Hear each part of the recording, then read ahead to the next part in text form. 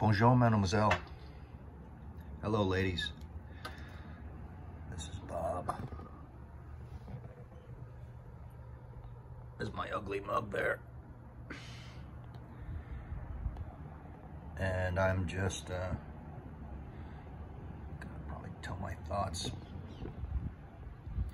Last week, I was thinking and rewatching videos of the life of Coco Chanel because I'm pretty interested in her and I think pretty highly of her. So I was watching videos and thinking maybe gathering my thoughts.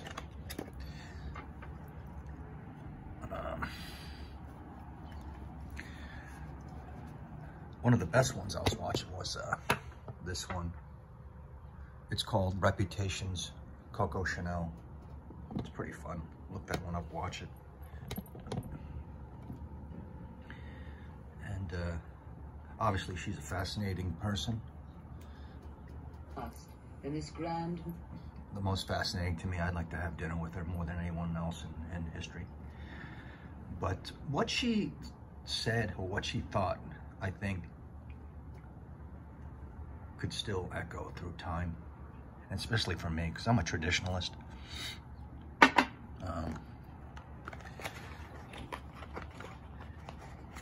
Mainly that perfume is definitely a luxury, and a woman has to choose it carefully. If it's not chosen carefully, she even said, she quoted one of her friends, and said, if it's not chosen right, the woman has no future. That's radical, but that's, it's kind of cool. Of course, that's not so true, but to us perfumistas, we have to take that statement and kind of go by it as a guide. A light scent, something that, improves or gives you beauty is what I think, right? Not so much I'm in it for the art and I want to smell like a tree or a dessert or a pencil. Or, I want to smell beautiful. I want to smell handsome. Girl wants to smell pretty. And, we don't have to take her word for word and go by, because it's such a long time ago, but just understand her conviction, I would say. Yeah, a woman that doesn't choose the right scent has no future at all. So I kind of get what she's saying. Don't go overboard. I mean, she is the one that invented the little black dress, right? And that'll transcend time. The little black dress that every beautiful gal should have, and a great pair of shoes. But she said in her own words, and you'll hear it in these interviews, that when she was was talking about her Chanel No. 5 that made her more famous and then finally rich forever in her life. Her lonely but very passionate, romantic life. I identify with that. She said it's the most important thing, quote unquote.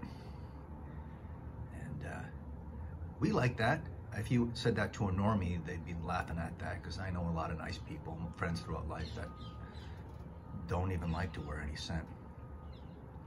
And she also said, she was quoted as saying, a woman who, I'm paraphrasing, a woman who doesn't wear perfume, thinks that her own scent can carry her, is most pretentious of her. I mean, she needs something. And I agree. Back then, people were dirty, right? Especially in Europe and especially in France, right? people smelled. So it was a much different environment, a much different environment. And now people are clean and stuff. But she changed history by coming out with this. I want the original bottle too. And the first synthetic perfume. Before then, perfumes were more natural ingredients. And mainly for the aristocrats, right? And that's the other point I wanted to bring up. But Chanel number 5, Ernest Beau created it for one of her lovers. Handsome dude. Oh God. I'll take the 80s version of Chanel. She was passed by then. But Chanel number 5 was the first one perfume named after a person, her, I understand. And she was a genius in marketing it, I think, with her strong convictions. Saying that a woman needs it. It was first marketed not to the average upper class lady proper. It was meant to smell seductive for the modeled after what the ladies of the evening would smell like, and the florals of the day. And she came out with something totally brand new.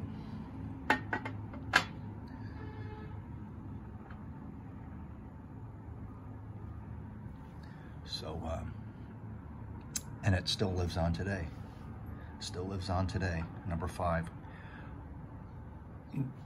I think the pure Perfume that's sold of this, or maybe in the past it was sold with a string tied around it by hand. That was interesting. They would have 3 people or 5 people qualified in France at their manufacturing plant. I don't know if it was in Grasse, but you'll see it. They're tying the string around this and putting the wax stamp on there,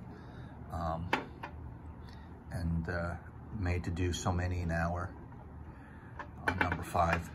And I wonder if that still exists today. This came out in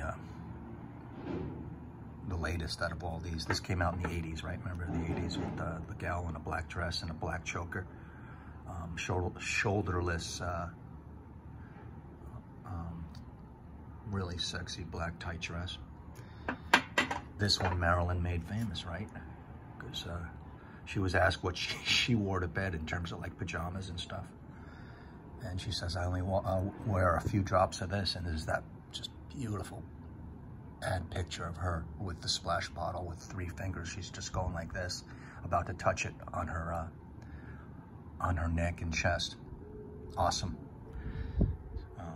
Same with Jacques Garland, right? He said perfume is I think he said something like perfume is so important. It's the last, when a woman retires for the evening, she takes off all her clothes and her jewelry even, and nothing's left except for her perfume, her parfum.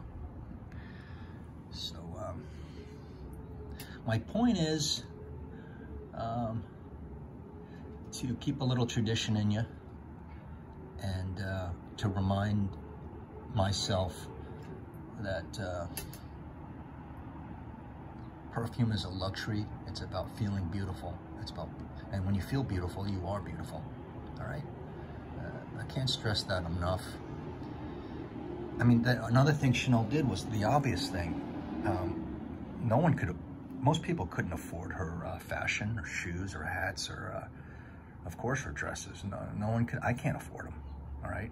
I can't walk into a Chanel store and buy anything, or Dior, but I can buy the perfume. Yeah, you can buy some sandals and stuff like that. But she made luxury accessible. She helped make luxury, or she made luxury available to almost every woman and man. A little luxury in the average human, to go through life. And that's the biggest point. It's a luxury for us all. And we're, right now, our fragrance community, it's evolved where we're just lucky enough to just collect a lot and just immerse ourselves in the fragrances and separate what we like and don't like. But I just hope we don't lose sight of feeling luxurious. It's a special thing. It's not an everyday thing. Go get a body lotion or body spray or hairspray. They smell good and they're much cheaper. Perfume's expensive. It's thought of as expensive.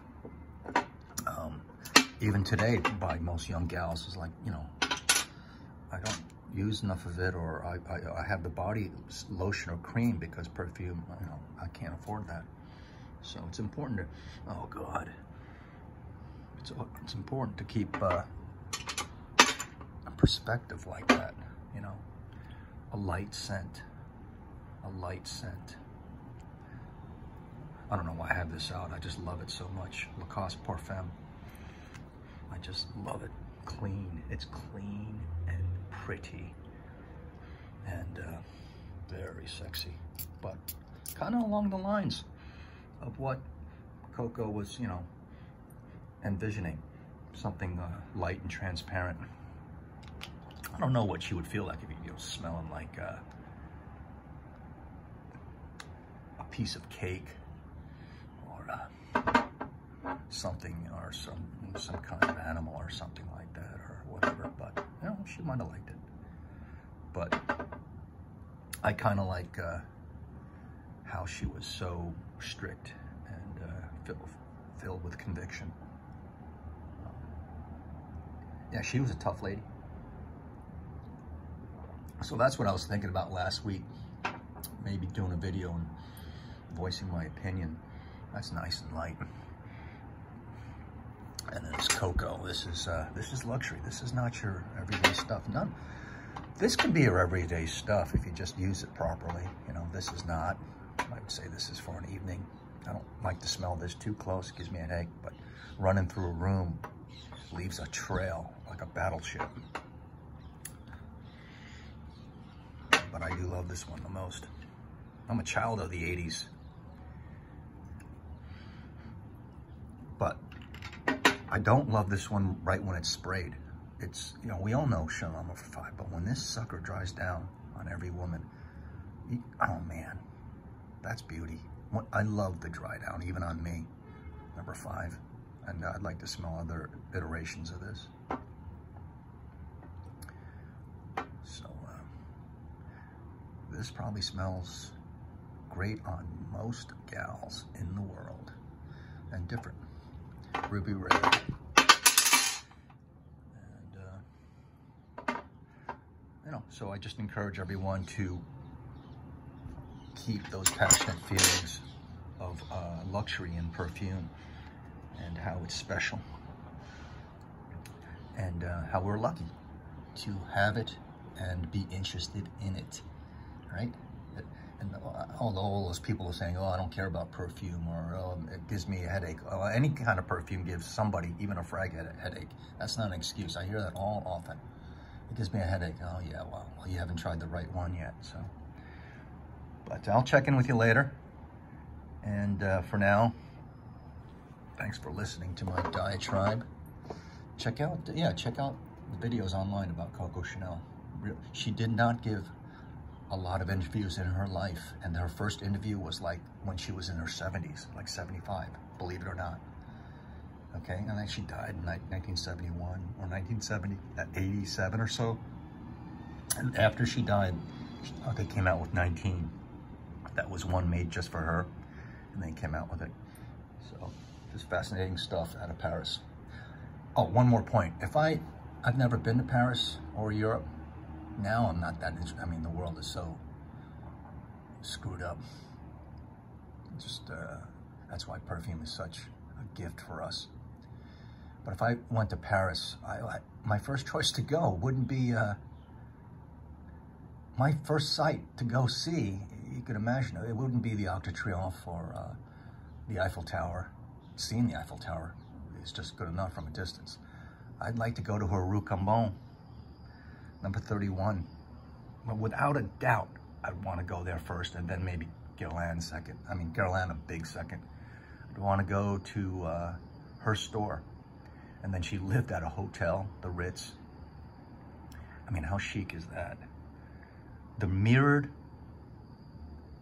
walls of Chanel at 31 Rue Cambon, up that spiral staircase where they would have the runway shows.